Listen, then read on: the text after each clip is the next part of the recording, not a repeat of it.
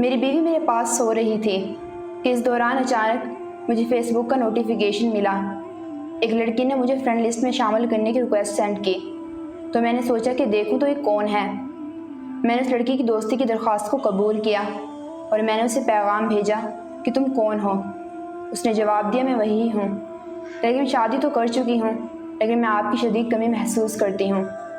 یہ لڑکی میری ماضی کی محبوبہ تھی اور وہ خوبصورت لڑکی تھی، اور پھر میں نے اس چیٹ کو بند کر دیا کیونکہ میری بیوی سو رہی تھی اور میں اس کی نیند میں خلل نہیں ڈالنا چاہ رہا تھا۔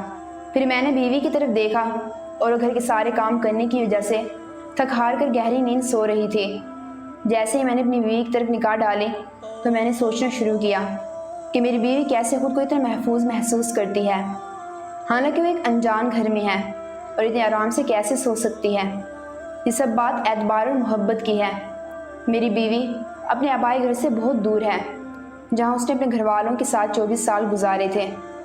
جب وہ ناراض یا غمزدہ ہوتی تھی تو وہاں اس کی والدہ اس کے لیے موجود تھیں تاکہ وہ اپنی والدہ کی گود میں رو سکے۔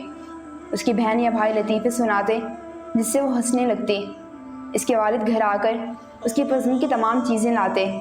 یہ سارے خیالات میرے ذہن میں آ گئے کہ کیسے اس خاتون نے میرے لیے اتنی قربانی دی ہے، میں اسے دھوکہ نہیں دے سکتا۔ لہٰذا میں نے فوراً فون اٹھایا اور بلاک کا آپشن دبا کر اس لڑکی کو بلاک کر دیا، کیونکہ میں ایک ایسا شخص ہوں جو اپنی بیوی کو دھوکہ نہیں دے سکتا، جو میرے سب کو چھوڑ کر آئی ہے۔ میاں بیوی میں محبت تب کم یا ختم ہونے لگتی ہے جب کوئی تیسرا درمیان میں آ جاتا ہے۔ یہ زندگی بھر کا ساتھ ہوتا ہے۔ میاں اور بیوی دونوں کو سمجھداری سے کام لینا چاہیے۔ محبت اور پیار کی زندگی گزار کر شیطان کو اس میں دخل اندازی کا موقع ہی نہیں دینا چاہیے۔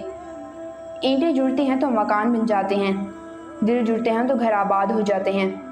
یہ ذمہ داری خاوند کی بھی ہوتی ہے اور بیوی کی بھی ہوتی ہے کہ دونوں ایک دوسرے کا خیال رکھیں۔